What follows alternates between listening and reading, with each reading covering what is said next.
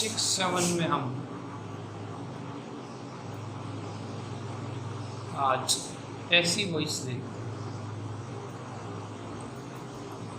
आपने पढ़ा होगा एक्टिव और पैसिव।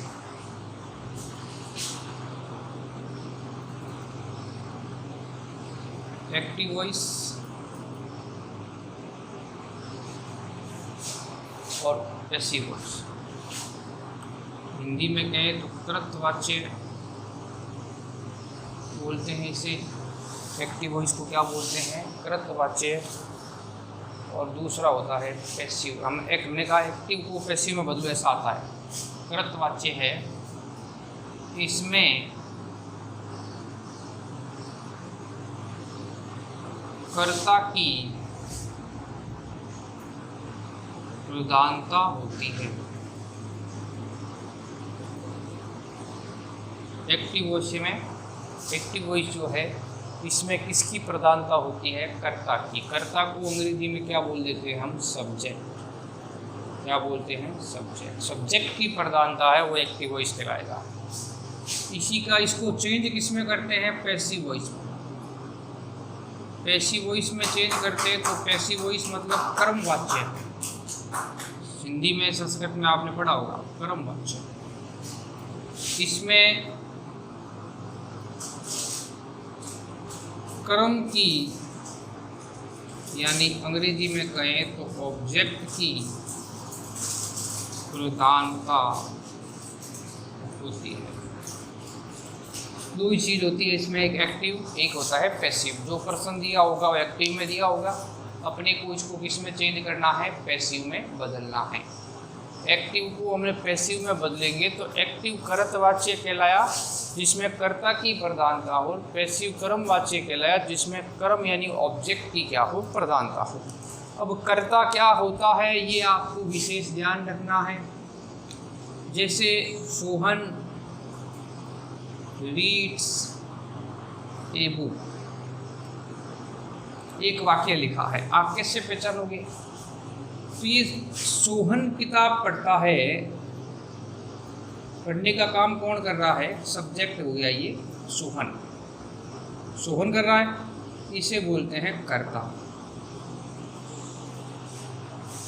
काम को करने वाला कोई व्यक्ति हो तो वो कर्ता कहलाएगा।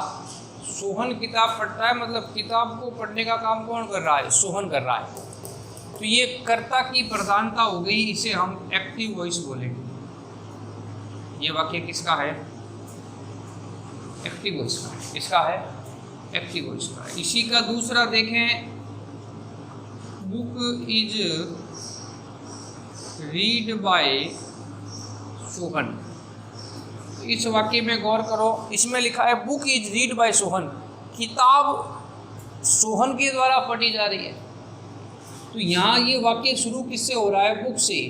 बुक कोई सब्जेक्ट थोड़ी हुआ, बुक इसमें क्या था? इसमें सब्जेक्ट हो गया। ये बुक क्या हो गई? अपनी ऑब्जेक्ट, कर्म हो गया। जो किया जा रहा है वो कर्म है, जो कर रहा है वो कौन है? कर्ता है। और ये क्या हो गई? अपनी वर्ब हो गई, क्रिया हो गई, जिसे हम कहते हैं। तीन चीजें हो गई।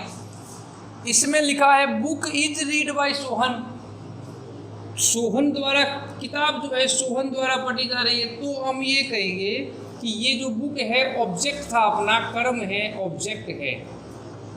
ठीक है, ये अपना रीड क्रिया हो गई और ये क्या हो गया? अपना सब्जेक्ट। समझ में आ गई बात? ये वाक्य कौन सा हो गया? ये हो गया पैसिव वॉइस। क्या हो गया? Passive voice. समझ में आ गया एक्टिव वॉइस और पैसिव वॉइस में अंतर? एक्टिव वॉइस किसकी प्रधानता होती है? जो काम करने वाला करता है उसकी प्रधानता, जिसमें कर्म कर्ता की प्रधानता हो वो एक्टिव वॉइस कहलाएगा। अपने को जब बदलना है पैसिव में, तो पैसिव में किसकी प्रधानता आ जाती है? कर्म की प्रधानता आ जाती है। यानी कर्म की प्रधानता हो वो कर्मवाच्य यानी पैसिव वॉइस कहलाएगा। तो ये चीज़ आपको आनी चाहिए कि सब्जेक्ट की प्रधानता है या कर्म की प्रधानता है। पहली बात, इसलिए आपको सब्जेक्ट, वर्ब और ऑब्जेक्ट का काम पता होना चाहिए। जो काम कर रहा है वो कौन हो गया? कर्ता।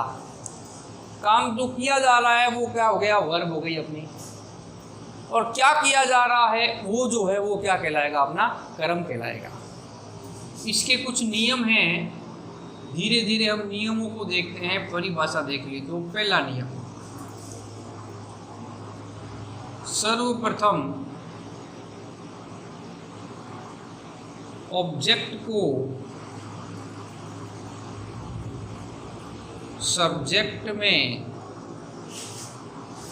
बदलेंगे। सबसे पहले क्या करना है, जो इसका ऑब्जेक्ट है पैसिव बनाते समय सबसे पहले किस में बदल जाएगा, सब्जेक्ट में बदल जाएगा। टेंस के नियम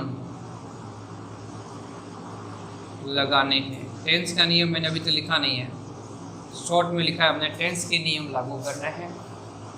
तीसरा आ जाएगा पैसिव वॉइस में वर्ब की थर्ड फॉर्म लगाते हैं, यानी वर्ब जो आएगी उसकी थर्ड फॉर्म चेंज हो जाएगी पैसिव वॉइस में, थर्ड फॉर्म लगानी है। और सब्जेक्ट को वाई लगाकर ऑब्जेक्ट में बदलेंगे। क्या बता रहा हूँ, देखो ये नियम है, इसका छोटा सा नियम है। सबसे पहले जैसे सोहन रीड्स ए बुक, ये अपना एक्टिव था, इसमें ऑब्जेक्ट क्या है, बुक। बुक आ रहा है, ऑब्जेक्ट सब्जेक्ट में बदल गया, पहला नियम। टेंस का नियम लागू करना है तो ईद आर एम लगेगा, वो नियम लिखेंगे तब पता लगेगा आपने को क्या कैसे नियम लिखूंगा। अभी तक कल ईद लगा दिया हमने, वो कैसे आया वो देखेंगे नियम में। वर्ब रीड्स थी, यहाँ पर रीड की थर्ड फॉर्म रीड ही होती है, इसलिए थर्ड फॉर्म का प्रयोग हुआ है रीड का। फिर सब्जेक्ट सोहन था, हमने कहा सब्जेक्ट को बाई लगाकर ऑब्जेक्ट बना दो, तो बाई लगाकर देखो सोहन लिख दिया, सब्जेक्ट को ऑब्जेक्ट में बदल दिया, ठीक है ना। बाई लगाकर सोहन लिख दिया तो सब्जेक्ट इसमें बदल गया ऑब्जेक्ट में। तो ये नियम आपको याद रखना आवश्यक है कि कैसे हमने शुरू किया, किसे हम एक्टिव वॉइस कहेंगे, किसे पैसिव वॉइस कहेंगे, कैसे सब्जेक्ट होता है, कौन सा ऑब्जेक्ट होता है, कौन सी वर्ब होती है, फिर ये नियम लागू करना। इसके बाद हम टेंस वाले नियमों को देखेंगे।